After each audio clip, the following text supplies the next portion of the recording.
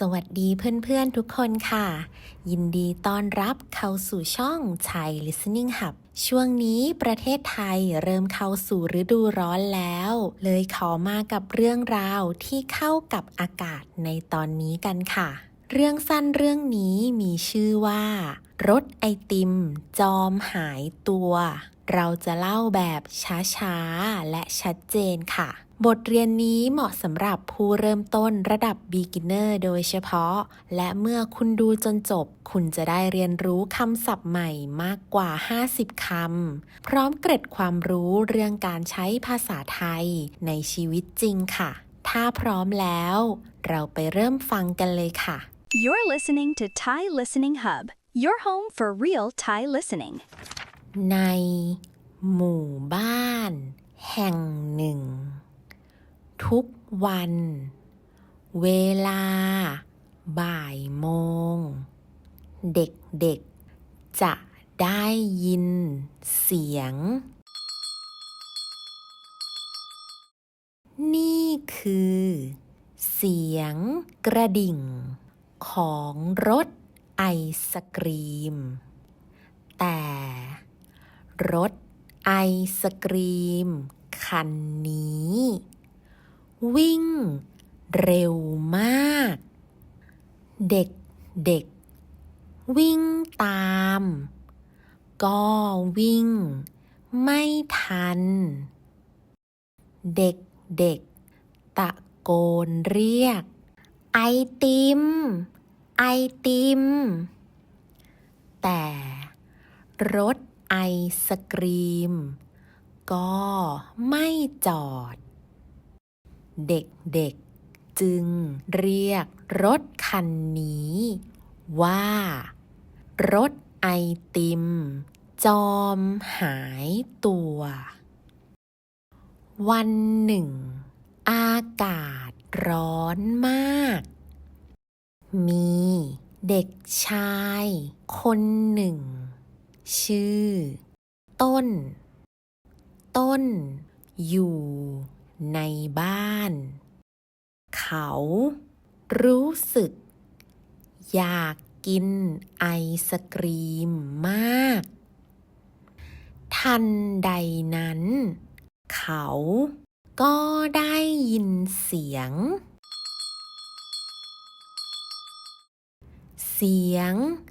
ของรถไอศกรีม เขารีบลุกขึ้นทันที เขาคิดว่า วันนี้ฉันต้องได้กินไอติม ต้นขึ้นรถจักรยาน และปั่นตามเสียงกระดิ่งไป ต้นปั่นเร็วมาก ในที่สุด ต้นก็เห็นรถไอศกรีม อยู่ข้างหน้า ต้นจึงตะโกนเรียก ไอติม แต่รถไอศกรีมยังไม่หยุด ต้นยังปั่นจักรยานต่อไป เขาปั่นผ่าน ร้านค้า เขาปั่นผ่าน สวน เขาปั่นผ่าน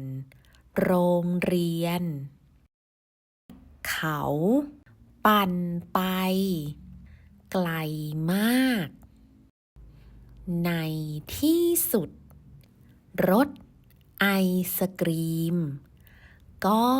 จอด ใต้ต้นไม้ใหญ่ ต้น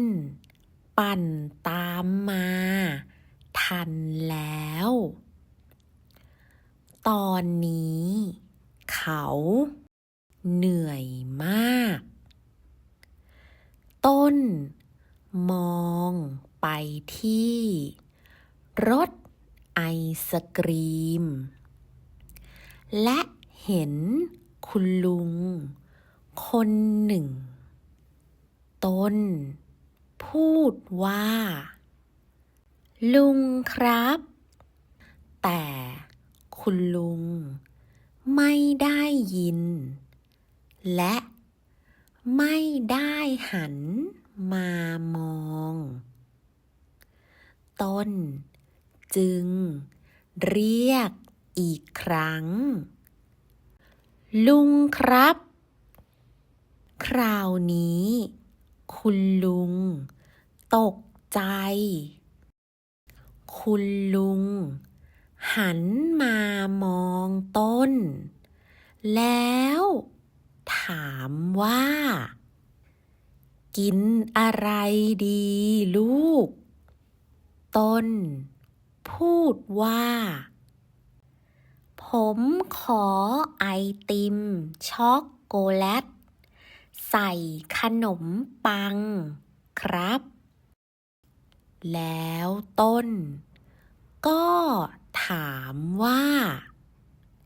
ผมเรียกลุงตั้งนานลุงได้ยินไหมครับคุณลุงยิ้มแต่ไม่ตอบคำถามคุณลุงตักไอศกรีมให้ต้นเยอะมากและบอกว่ารู้ไหมไอติมนี้พิเศษต้นไม่เข้าใจเขาถามว่าพิเศษยังไงครับคุณลุงตอบว่าเด็กเก่งเท่านั้นที่จะไล่ตามรถของลุงทันและได้กินไอติมพิเศษหนูเก่งมากต้นได้ยินคำว่าเก่งและคำว่าพิเศษก็ดีใจมากต้นยิ้มและปั่นจักรยานกลับบ้านในมือของเขามีไอติมพิเศษแม้ว่าต้นจะไม่รู้ความจริงความจริงก็คือคุณลุงเป็นคนหูไม่ดีก็เลยไม่ได้ยินเสียงของเด็กๆที่เรียกเขาเท่านั้นเอง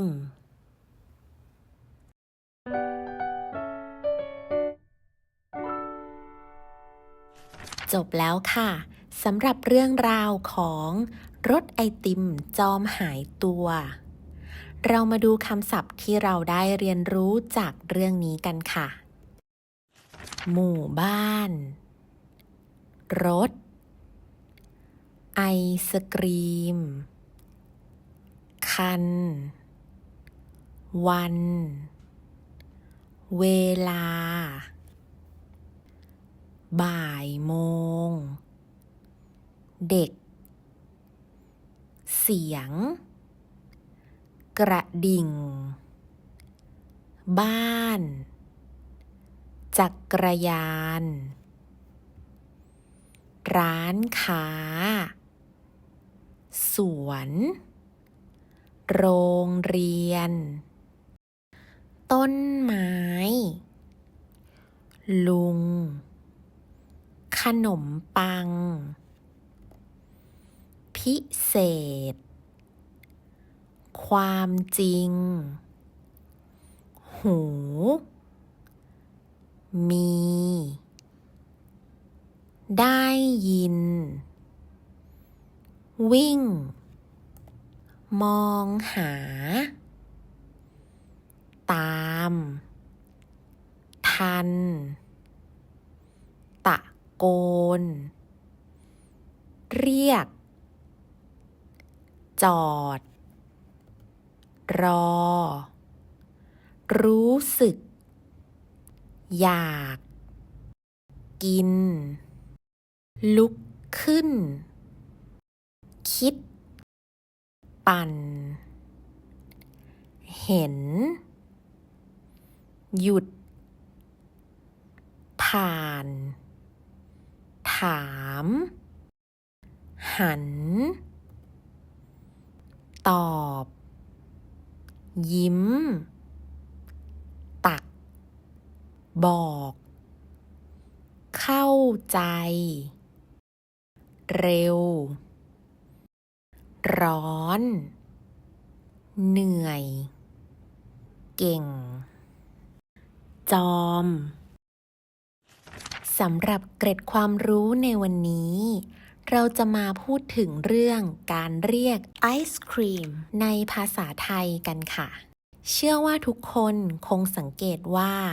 มีการเรียกที่แตกต่างกันถึง2แบบ คือไอศกรีมและไอติม ในภาษาไทยคำว่าไอศกรีมเป็นคำที่ยืมมาจากคำภาษาอังกฤษและมักใช้ในภาษาเขียนหรือการพูดที่เป็นทางการ เช่นในหนังสือเมนูอาหารหรือโฆษณา แต่ในภาษาพูดที่คนไทยใช้กันบ่อยที่สุดทั้งเด็กและผู้ใหญ่มักจะเรียกสั้นๆว่าไอติมเพราะออกเสียงง่ายกว่าค่ะในปัจจุบันการพูดแบบเป็นกันเองในกลุ่มเพื่อนหรือครอบครัวคำว่าไอติมยังถูกย่อสั้นลงไปอีกเหลือเพียงคำว่าติมยกตัวอย่างเช่นซื้อติมกินกันไหมของร้านนี้อร่อยนะเห็นไหมคะทั้งไอศกรีมไอติมและติมต่างก็มีความหมายเหมือนกันแต่ใช้ต่างกันตามสถานการณ์ค่ะอย่าลืมลองเอาไปใช้กันดูนะคะสำหรับเรื่องราวในวันนี้ก็หมดแล้วค่ะถ้าชอบคลิปนี้อย่าลืมกดไลค์กด Subscribe และกดแจ้งเตือนหรือคอมเมนต์แบ่งปันประสบการณ์การฝึกฝนภาษาไทยของทุกคนกันได้นะคะสำหรับวันนี้ต้องลาไปก่อนแล้วพบกันใหม่ในคลิปหน้านะคะสวัสดีค่ะ